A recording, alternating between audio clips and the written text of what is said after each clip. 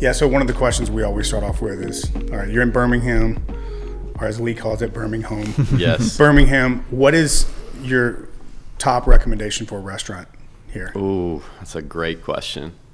A lot of people don't realize this. Birmingham's sneaky. Like, the restaurant scene's great. My favorite would be Helen. I've been If there. you've been Helen downtown, I like Helen. Don't they have like these little biscuits or something that's really... Yeah, they have like these in this butter. It's like this honey butter. I'm getting fatter just hearing that. A lot of people like automatic seafood, but I'm from Mobile, so like down on the coast, having like fresh. I just went there about 2 weeks ago for brunch. Yeah. It's like a hole in the wall Mobile spot for seafood. I'd rather have that than like some upscale like restaurant. Did you know all of my family, my mom's side, all from Mobile? Oh, I never knew that. Oh, yeah. All my family. I have like tons of family in Mobile. Yeah, my mom's still there, and then my sister lives across the bay, like Spanish Fort area. So they go to Highlands down there. Yeah, my grandfather was a construction tycoon, built all of Battleship Parkway. His company built all that. Yeah. Worked on the bridge, Bay Bridge, That's awesome. Mobile, deep That's roots. awesome. Yeah. Mobile Tunnel, baby. I just saw for talking about Birmingham restaurants, Bottega just won a James Beard Award. Bottega's great too. Yeah. Highlands Bar and Grill's another good one. I don't know if they're back open. They like closed in COVID, and but yeah, there's a lot of good spots. Yeah. Bottega. There's a French restaurant, and I think Highlands Bar and Grill, all the same owner. Yeah. Yeah. That's cool.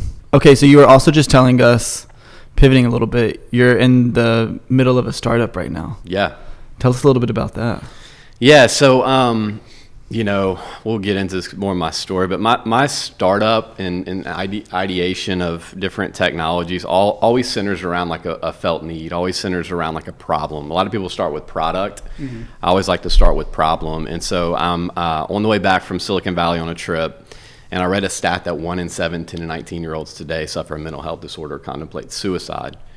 And went on to say like the 3 leading causes are the content they consume, they're not connected to community, and the lack of the nuclear family or role models, father figures in their lives.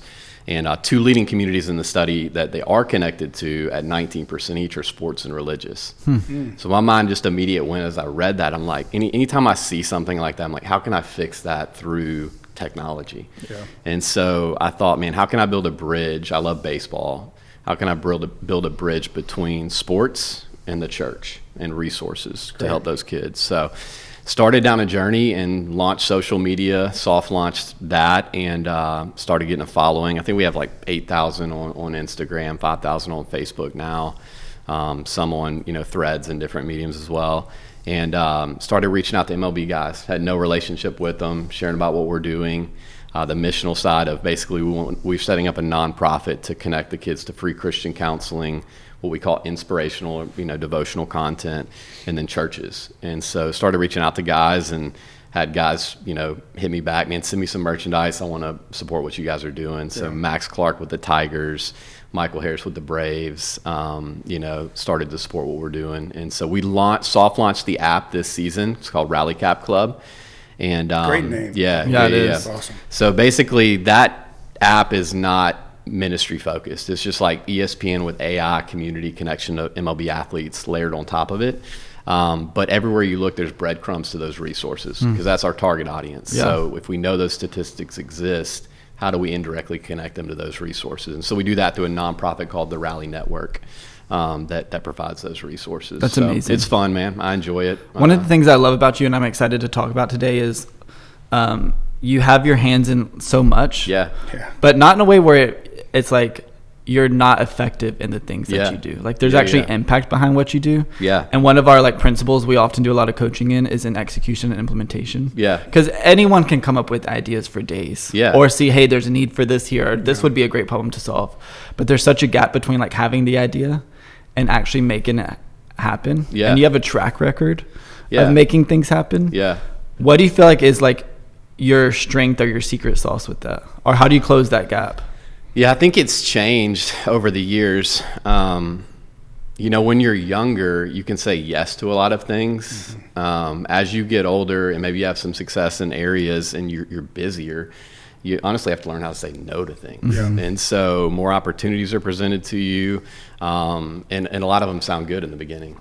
And so for me, it always centers back to mission. Am I called to it? Is it something that I feel like, I can add value and truly have a calling to? Because you can have success, but success in the wrong direction is just, taking you down a rabbit trail. And so, that's great. So I always try to figure out, man, am I called to this? Is it something I can align around? And then just being really intentional about scheduling and task management. Because if you're doing multiple things, you have to be able to allocate your time to those things to be effective. And I won't do anything if I don't feel like I can be effective in it. Another thing is, like, for me, a lot of people go home and they have something, they scroll social media a lot. They want to, they play video games, they do something at home. My hobby is, like, I love to ideate. Like, I would rather sit at home with Replit or Claude and, like, think about something that I've been chewing on building. That's fun to me. So that helps me to kind of be effective as well. Yeah, that's great. Talk about, so the first company you started was DECA? Originally, it was a fraternity and sorority billing solution called My Frat Pay, My Sorority Pay. Yeah. So how many companies have you started? Oh, gosh, 6. 6. Yeah. Which one has been, this is kind of like asking the question, which kid is your favorite kid? Yeah. But out of all the companies that you've built, is there a favorite?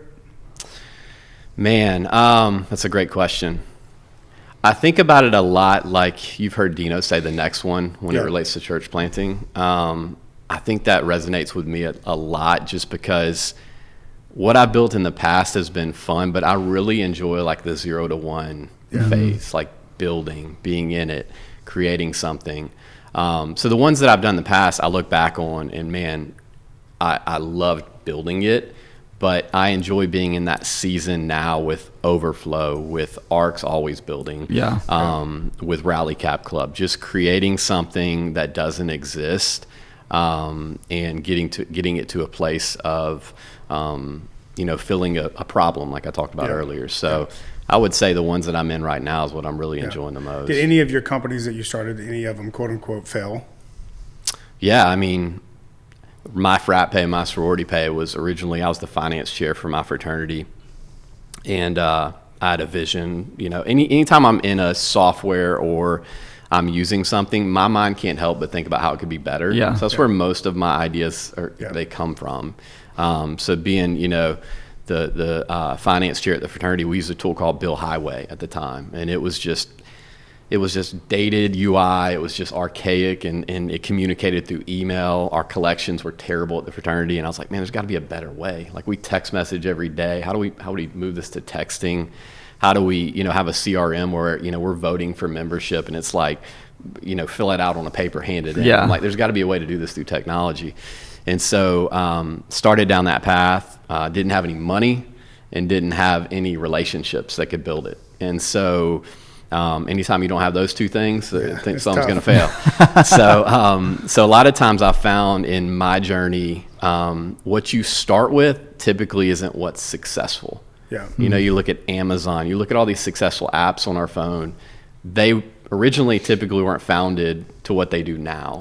They found a little hole, a little seam, and they path of least resistance went down that road and that door that got opened up. And so that failed. But at that time I got saved. I started having relationships. This is pre-art, but I had relationships at the church and started meeting pastors and leaders and Christian business leaders. So, man, why don't I do payment processing for Christian business leaders, nonprofits, because fraternities and sororities are nonprofits. And so we shifted what was text to bill to be text to give. We shifted the UI to kind of be more of what was coming on the scene as like a conversational UI at that time. And then it just started to break through at that point. I'm curious, amazing. Like that principle, it's almost like you're prototyping until you find that seam, like you talked about. How would you say that principle plays out for like a pastor? Because like our audience is pastors, church leaders, entrepreneurs, also nonprofit founders. But how would you say that principle would play out with like a pastor? Because you work a lot with pastors.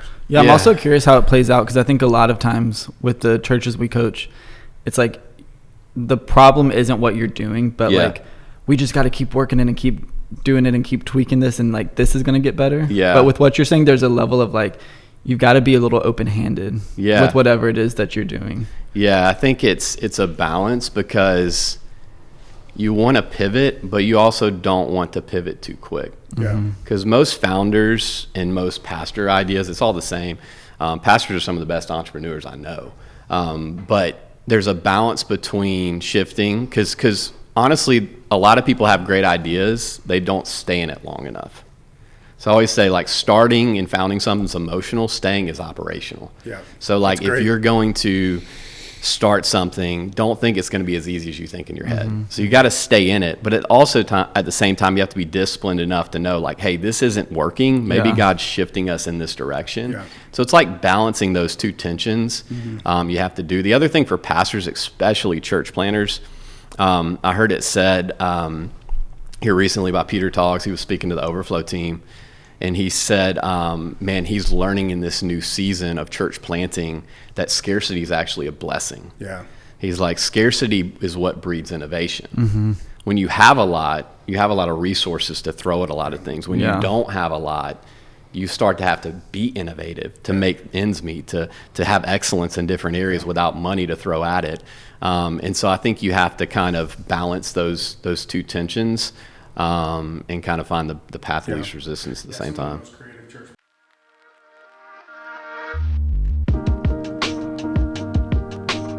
Is your team ready to thrive? Do they have the resources and clarity that they need to succeed? In our team coaching sessions, we provide the tools and principles needed to drive health and growth, and most importantly, clarity in your organization. We believe that clarity brings the confidence to lead effectively. So many times we're too close to the problems to see them correctly. And through coaching, we're able to bring objectivity and no emotional attachment to help you see your organization clearly. Together, we'll develop a strategic path that empowers your team to implement best practices and take on new challenges with confidence. Let's unlock your team's potential. Want to learn more? Head over to sidecarleader.com/coaching, and let's talk about your goals and how we can help you accomplish them. Yeah, some of the most creative church planners that I've met, when I start to hear their story, they're like, yeah, I planted this church with $60,000. And yet I'll talk to these other church planners, they're like, yeah, I'm raising $2 million. Yeah. But some of the most creative church planners and some of the ones that have the most incredible grit and tenacity and work ethic, I mean, they're like bulldogs. They didn't have a lot. They had to figure it out. You know? And I think it's amazing quality to have. Yeah. Yeah, I think, people think the currency of success or business is just financial, and it's relational. And there's so much more to it. All the companies I've started, that I've started on my own have not taken capital in the beginning. And there's blessings and challenges with that. But man, it's the whole principle of, like, it's not about what you know, it's about who you know. Yeah. If you have relationship and you have connection, you're going to be able to find the solution to a lot of problems that money could solve, or relationship ultimately can be the best solution. How have you built those relationships over the years? Man, just, I'm a unique wiring for an accountant, I'll say. Like, my dad is where I get my relational side from. So my dad was like, in Mobile, he knew everybody. He's an insurance agent. You went anywhere, he knew everybody. He was the Dino kind of relationship, more extroverted than I am, like Dino. But that Enneagram 7, kind of approach of, life of the party. And so my dad was that. And so through the years, just being relational, most accountants want to keep their head down, close the door, be in an office. I want to be around people. Yeah. And so, interesting you chose accounting with that. Yeah, exactly. But it's a unique hybrid blend, because founding anything, especially if you're bootstrapping it, you got to be able to know finances. Yeah. You don't have somebody for that. So it's been kind of a blessing in that way. But yeah, so just constantly, being in rooms, wanting to make connections, staying in touch with people, checking in with people, and I think over time, I always tell people too, like with relationships, always make more deposits than you make withdrawals. That's great. A lot of people always calling, asking for something. If you're going to leverage relationships in that way, you're just not going to have long-term relationships. But if you're always open-handed, to your point earlier, you're giving, you're always reaching out and trying to add value. I think I sent like 75, 80 Easter texts to guys just one day, just knocking it out. And so just trying to do that, be intentional about relationship, stay connected with people, and and that's kind of over time starts to bear fruit. Let me ask you this. Let me say this real quick. There's, obviously I do work with art and help with church planners. A lot of times when I get into some coaching with church planners, I'll start to have a conversation with them about, it's always going to be about fundraising because they're so nervous about it, right? Yeah. And it's interesting how many times I talk to church planners that they basically have zero network of relationships. Yeah. Some of it was because they put their head down and just was, working as a youth pastor, young adult pastor. Some of it was the context that they were in, that their senior pastor didn't really want them having relationships out, which is so strange to me. And those guys struggle to fundraise because they just don't know anyone. Yeah. And then I see these other guys that it's like, they don't even have to put any effort towards fundraising because for the last 10, 15 years, they've been doing what you're saying. Correct. They've been building relationships. And it doesn't mean you have to travel and be on the road to build those relationships. You just have to be intentional. Yeah. Like what you're saying. Like there's one guy I was talking to, he has a list that he keeps on his desk of like 100 people, and he rotates the list, but he's texting and calling those people on that list. That's part of his work week. Yeah. Just adding value, not asking for anything, just encouraging, sending an encouraging scripture, or just saying, I was thinking about you, had you on my heart, praying for you. And over time, you make those kind of investments, you're going to have a network of people that you can fundraise when you need to, call in a favor or whatever to help you build the things that you're building. Yeah. So true. I'm curious, when you're especially in this 0 to 1 phase, what kind of relationships are you looking for? Are you thinking of like people I'm building with, people I'm partnering with, potential customers or clients? Yeah, it's two sides to it. It's the internal side, the team, and then it's the external side, the customers. Yeah. Most startups, you're one key customer away from having, a little more credibility. Yeah. And so you're trying to find that customer. If you think about Rally Cap Club, it's like, man, if we can get that one MLB players partnership, now we go to the next one. That next one's easier because it's like, hey, we have Aaron Judge, as a part of this or whatnot. And so that's key on the customer, that external side. On the internal side too, it gets easier as you have success. Yeah. So if you're going to people and you're like, hey, I've built stuff, it's been successful. There's a trust that's there. When you're in college and you have an idea, most people are just like, yeah, it's just another idea. That's not going to work. So you're trying to establish relationships, and engineers especially, if you're in the technology space, you need, people who have that relational bone like we're talking about, that can they have their own connections and relationships. And it doesn't have to be that they're connected to hundreds of people. It's just that they're wired that way. So you start to put them in rooms, they're going to make deep connections really quick with people. Be able to be good on Zoom calls where you're, and they have to be good at all levels. So it's not like your peers or people under you. You need to be able to talk to the top of the top whenever we set up these meetings. And so you're looking for those type of people that are going to get behind the mission. I used to be quicker on the internal side when I was younger, because you want to force function it to work. So it's like you talk to an engineer and you're like, you have a little check in your spirit. You're like, this probably isn't the person. But then you're like, man, maybe they'll be more responsive and better in the room whenever I hire them. Yeah.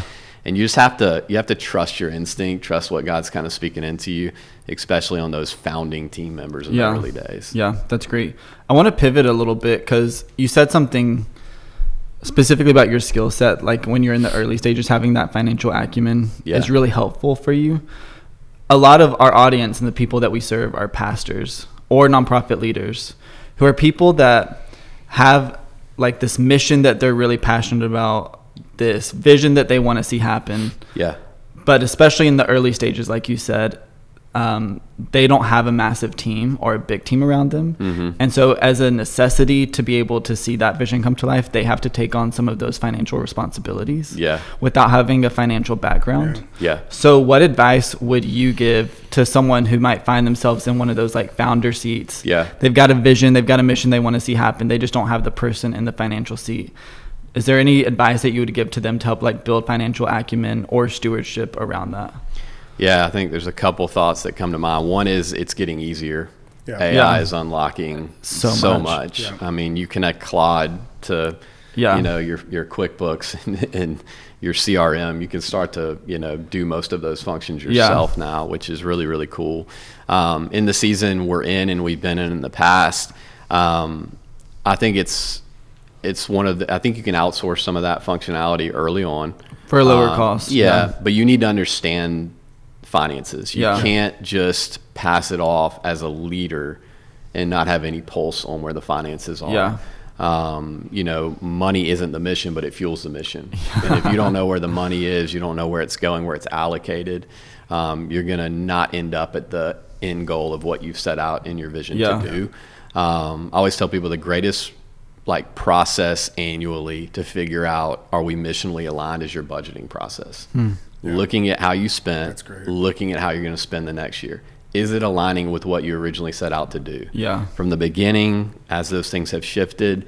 And so you've got to have a pulse on that, whether it be outsourcing it, leveraging tooling to do it, finding the right person that would volunteer in that space in that season. And I think it's one of the most important hires you can make, because it needs to be somebody trusted, who understands your vision and helps to kind of bring it to fruition at the end of the day. Yeah, that's great. You said the word trust. It made me immediately start thinking, I'll just use ARC specifically. You're in a role there where you're working underneath Pastor Dino, visionary leader, always has ideas, right? We know that. Couple things. One is, how have you over time built trust with him to be able to be in the seat that you're in? How is that relationship? How have you built that? How have you done that? Yeah, I think it's two sides for someone in the financial space, especially with Dino, or honestly any leader. One side of it is you have to have the strength to speak up. You can be unhealthy in either direction, where you're just a yes person, and you're really not achieving anything in a CFO role, or whatever the title is, treasurer on the board, whatever that is, if you're constantly saying yes and you're not providing another angle. Hey, I don't think we should do this because of XYZ. Lee Domain always says you're the CF no, because you say no in a lot of rooms, or you should be saying no in a lot of rooms, not in an unhealthy way. Speak to that a little bit. How do you, I think we talk about this a lot, how do you, in the role you're in, say no, or maybe it's not no, maybe it's not yet, or let me give you a bigger context of what the ramifications will be if we make this decision. How do you say that to the leader without becoming a wet blanket to them as the visionary? Because I think a lot of people have that challenge. Yeah, I think it's how you're saying no. Are you just saying no to say no because you want to control things? Is it a control thing? Or are you saying no and explaining a reasoning as to why no or not now? Not no as in we're never going to do that. You're not the leader. Right. You're steering the finances. It's always a not now, but you're giving the perspective as to why. Hey, I think we should wait 6 months to do this because here's what we have coming up. Oh, that makes sense. Or there may be a further conversation to happen. At the end of the day, the CFO has to be comfortable with a higher level of agreement. Maybe that the no turns into a yes through a lot of processing with the leader. So you have to be okay if it doesn't go your direction at the same time. But you have to provide that feedback in real time, because you should have a better pulse on the finances in the organization than anybody. So it's how you do that. And then on the other side of it, which is the balance, is you have to be submitted to the vision at the same time. And so if you have a different vision, or your way of leading finances isn't lining up with the vision of the leader, then you're not doing your job. It's the whole Pastor Chris principle that vision sets the direction, finances set the pace. So it's you're helping to determine the pace. You're not determining the vision. That's great. So you have to balance that.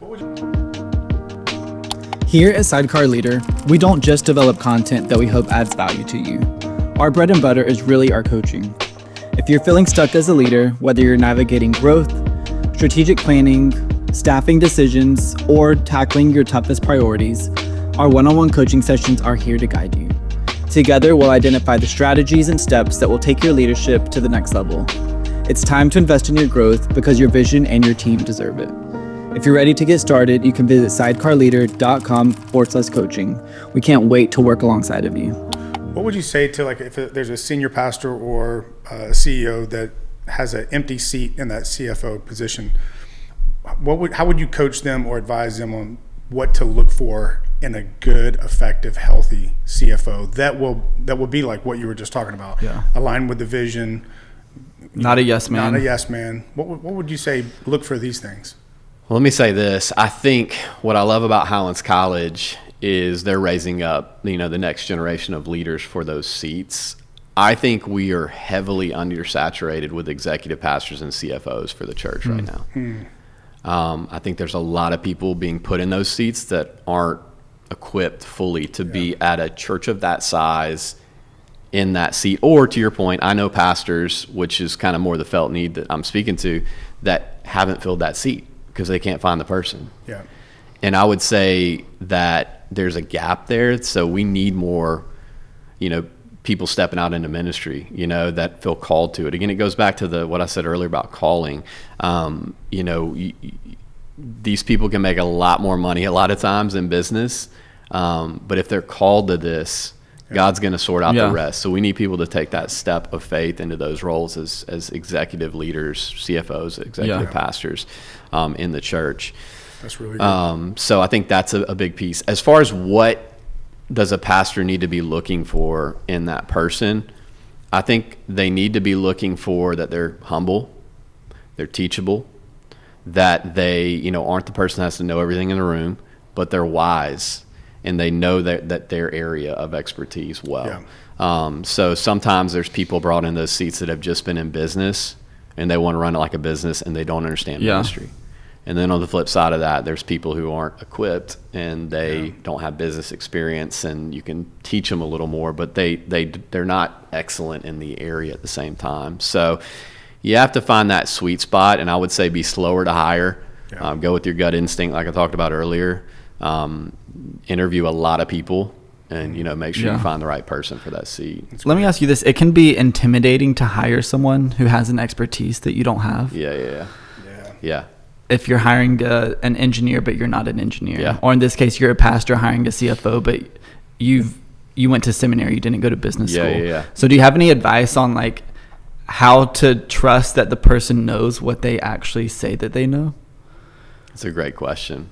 I had a call with one of our lead team pastors the other day, which I think this is what you do in those situations that you find yourself in, is he called me, or you call somebody that has that expertise. Yeah.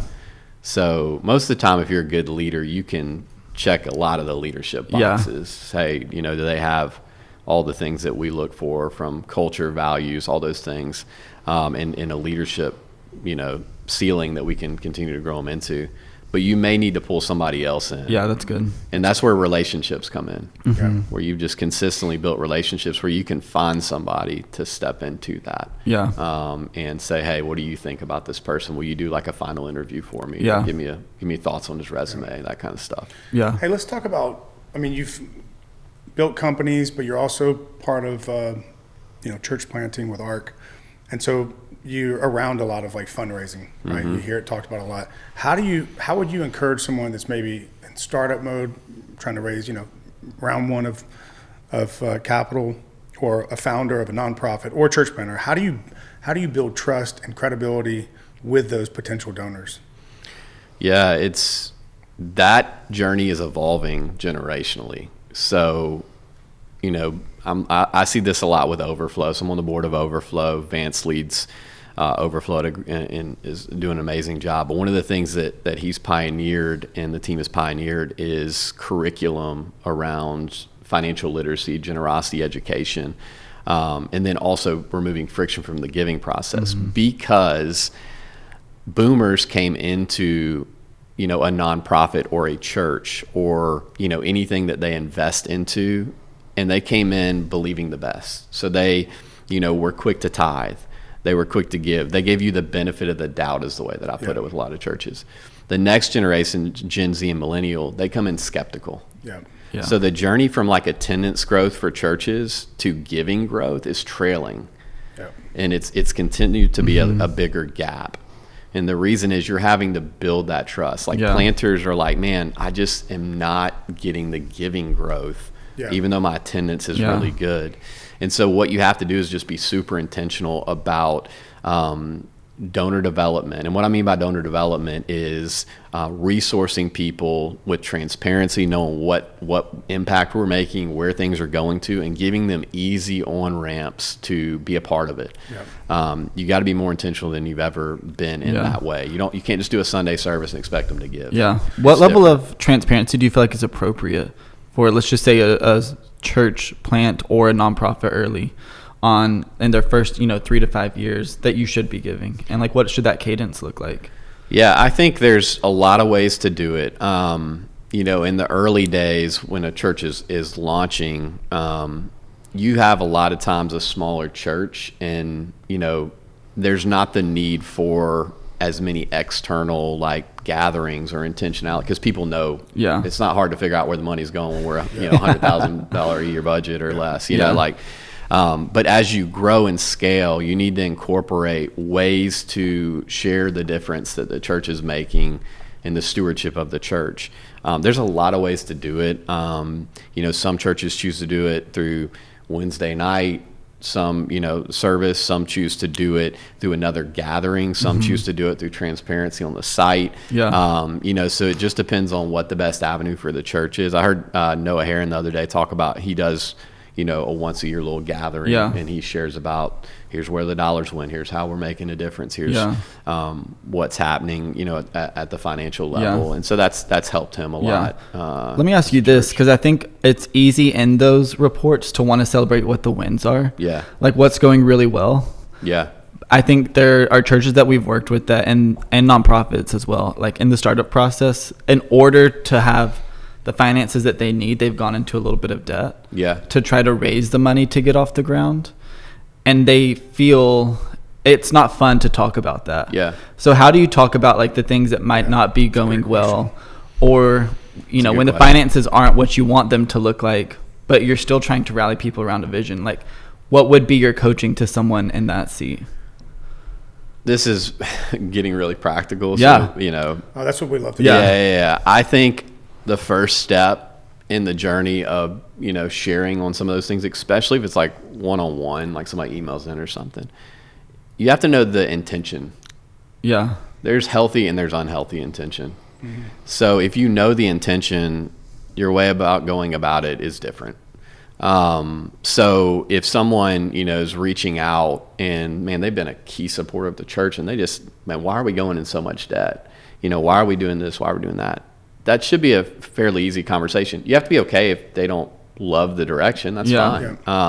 But you're transparent. You share with them. You have somebody else who comes in who you can tell, it's like they're just looking for a reason. Something to be upset about. And so you're going to, answer questions and be transparent with people. But at the end of the day, if the intention's unhealthy, you're going about it a different way than if the intention is healthy. So I think that's, a key thing to keep in mind. The other thing is in some of those settings I've done for a few churches, a thing about a church in Atlanta that I used to do this for, is you have somebody come in, if you're not at a size where you're doing an audit yet, you have somebody come in and do a review, and then it's not you speaking to those things solely. You're going to speak to it from a vision level, but it's somebody else who has an expertise in that area kind of coming alongside it. What if your team had a clear roadmap for the next 12 months on what was most important, complete with objectives, key metrics, owners, and deadlines? And not only that, but also the accountability to see the plan through. Through our team planning offsites, we're able to help you unlock and identify where you are, where you want to go, and how to get there. With a focus on goals, key metrics, and actionable strategies, we'll build a plan that keeps you on track all year and provide the accountability to ensure that you execute what you planned. If you plan your work and you work your plan will work if it's a good plan. If you're ready to set up your team for success, clarity, and a clear roadmap moving forward, you can go to sidecarleader.com/coaching, and let's make your vision a reality. Someone does let's say a church or a nonprofit, if they do an annual report end of the year, celebrating the wins, showing where the finances are going, should they, in your opinion, showcase in that the debt that's there as well? I think so. If it's people supporting the church coming in, there's a lot of other ways. You have, obviously we talked about it, once you grow to a certain size, you can do an audit. But even before that, ECFA accreditation, there's other tools that'll give standards of transparency. Like we have one for ARC where we have a, level of transparency on our site based on that. So there's a lot of different other things you can go through to show people, hey, we're doing things we don't have to do. We're going above and beyond, as well, in addition to those meetings. Yeah. That's cool. Yeah, I guess one of my final questions is, so, if you're trying to raise money to fund a vision, to fund, a startup, a church, whatever, how do you make the ask to someone that is a high capacity, potentially a high capacity giver, and they have the resources to do it? How do you make the ask without it being awkward and weird? Yeah, it's a great question. I think two things. It kind of comes back to that principle of you got to make deposits before you make withdrawals. I would never go into a first meeting or coffee with someone that I have no relationship with and immediately just go into an ask. Yeah. Like for me, I would want to build relational equity. Sometimes you have bridges to that. So you may have like someone introduces like mutual, a deep relationship. Hey, you got to talk to Jason. They're building something amazing. So you may have leapfrogged a little bit in the process. But I think you've got to have that. I think the whole write it down plain, like articulate your vision, write it down of what you're going to, ask somebody to be a part of, understand capacity, understand, what you're asking of them. Because if it's a big ask, you should be willing to give them time to process that, pray about that. And as you write it down plain, it's going to help you to stay centered around what the vision is and what you're, wanting them to be a part of. Great. So, All right, I have one final question, actually. Yeah. What's the question that we should have asked you, but we didn't? Ooh. Man. I think you asked a little bit about the unique seat that I sit in or whatnot, where I'm accountant, but I'm also entrepreneurial. How I think about that, which I'll unpack a little more, how I think leaders maybe that are entrepreneurial should kind of be intentional about, I should say, is I think about that in the realm of I'm in between vision and reality. I want to be a bridge in between vision and reality. That's great. And so and in the middle of that is really stewardship. So what I mean by that is that vision could be my vision for an idea. It could be Dino's vision for art. It could be being a part of the board of Overflow and Vance's vision or our board level vision. How can I be a steward of that to bring it to reality? If it's my vision, how can I create that idea from Rally Cap Club to stewarding it and building it into something that's going to, be something that impacts people? And where I think a lot of entrepreneurs get it wrong is they're lone wolves. Mm-hmm. So it only can be their idea. They can only lead it. To your point earlier, like they can only be the one to talk or interview that CFO. And they begin to have a lone wolf mentality versus being humble and thinking, hey, this is something I could steward and do well on my own, or this is something I need to get the right people in place. Yeah. And maybe I'm leading this with somebody or somebody else is even leading it. Yeah. But ultimately, I think about like songwriters. It's like some of them, some of the best songs are written by great musicians, but they're like, man, this isn't my song. Yeah. And so how do you have the humility in those moments to realize that maybe this isn't my song? Yeah, that's great. Maybe this is something I need to do with others where we can go further together. Yeah. So how do you balance that? Is that's something awesome. that I would say. That's great. Awesome. Derek, thank you so much for your time. Yeah. This has been a great conversation. We'll have to get you on here again after you start another 5 or 6 companies. Yeah. You have such a skill set to be able to like speak to the mission of what great leaders are trying to do, but then also bring the resourcing and the stewardship like you talked about, which is like such a needed, undervalued gift. So tell us how they can find Rally Cap.